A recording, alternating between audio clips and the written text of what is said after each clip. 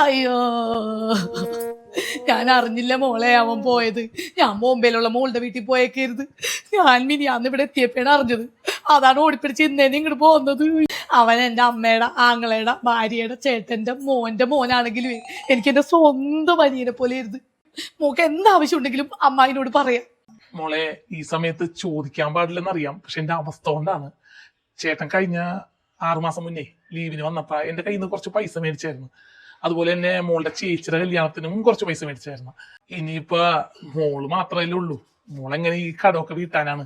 അതുകൊണ്ട് ഈ വീട് കൊടുക്ക്, എന്നിട്ട് എന്റെ പൈസ ഇങ്ങോട്ടാ. ചേട്ടാ, ഈ വീട് വിൽക്കേണ്ട ആവശ്യമില്ല. ചേട്ടന്റെ പൈസ എത്രയെന്ന് പറഞ്ഞാൽ അത് ഞാൻ തരും. ഞാനിവരുടെ അച്ഛന്റെ വകയിലൊരു ബന്ധുവാണ്.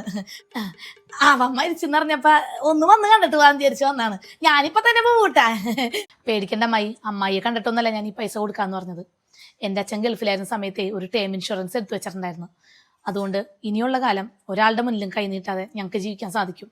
ടേം ഇൻഷുറൻസാ? അതെന്താണ്? ഇപ്പൊ പ്രവാസികൾക്ക് നാട്ടിൽ നിന്ന് 30-50% ചെലവ് കുറവിൽ ടേം ഇൻഷുറൻസ് എടുക്കാം. ഇനി ടേം ഇൻഷുറൻസ് എടുത്ത ആള് മരണപ്പെട്ടാല് 2 കോടി രൂപ പോലുള്ള വലിയ തുക നഷ്ടപരിഹാരമായിട്ട് ലഭിക്കും. മാസത്തിലെ 823 രൂപ പോലുള്ള ചെറിയ പ്രീമിയത്തിലും പ്ലാനുകളുണ്ട്.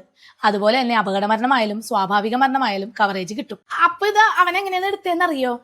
ഞാനൊരു ലിങ്ക് എൻ്റെ ബയോയിൽ കൊടുത്തിട്ടുണ്ട്. അതിൽ പോയി കഴിഞ്ഞാൽ ഇന്ത്യയിലെ ടോപ്പ് കമ്പനികൾ തമ്മിൽ കമ്പയർ ചെയ്തിട്ട് നമുക്ക് ഇഷ്ടമുള്ള പ്ലാനുകൾ തിരഞ്ഞെടുക്കാം. പിന്നെ പ്രവാസികൾക്ക് 18% GST അടക്കേണ്ടതില്ല കേട്ടോ. ഇനി വർഷാവർഷം ഒന്നിച്ച് പ്രീമിയം അടച്ചാൽ 5% വരെ ഡിസ്കൗണ്ട് കിട്ടും.